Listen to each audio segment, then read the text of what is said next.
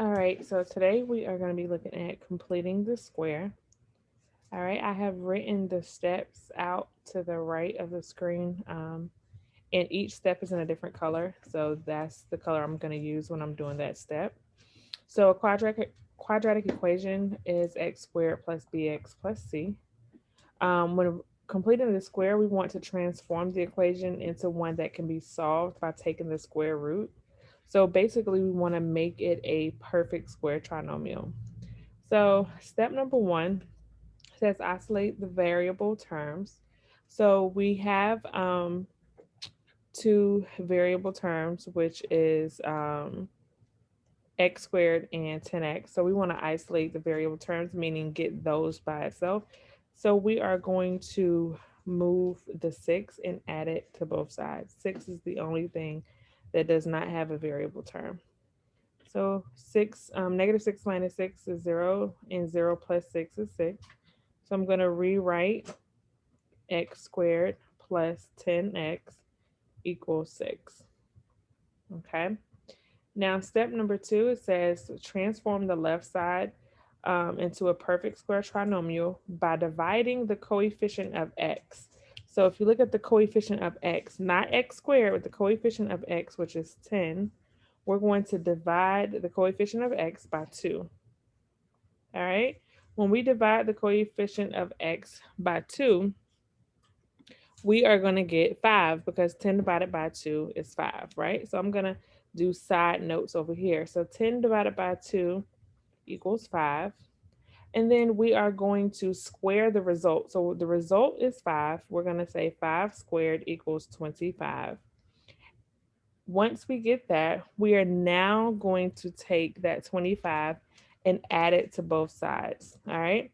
So that gives us x squared plus 10x plus 25. All right. Equal 6 plus 25. So we're adding the 25 to both sides. Okay.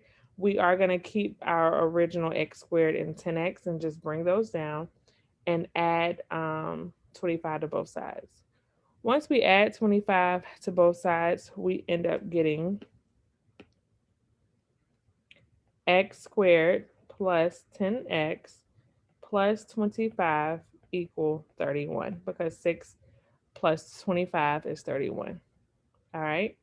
So now the step number three is for us to solve this. All right. So remember, we're trying to get a perfect square trinomial.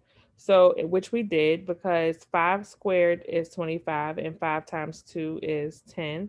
So that means we would have x plus 5 squared equal 31. Okay. X plus 5 squared.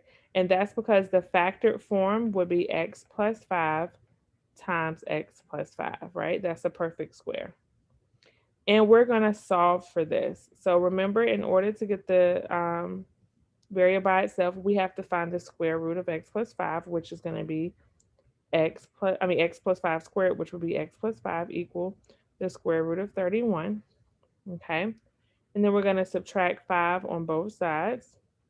And now we got x is equal to negative 5 plus or minus the square root of 31. All right. And remember, we can write the final answer in two ways. I'm going to put it over here in orange since I don't have a lot of space, which will give us x is equal to negative 5 plus the square root of 31, and x is equal to negative 5 minus the square root of 31. Those would be our two final answers. That is our solution.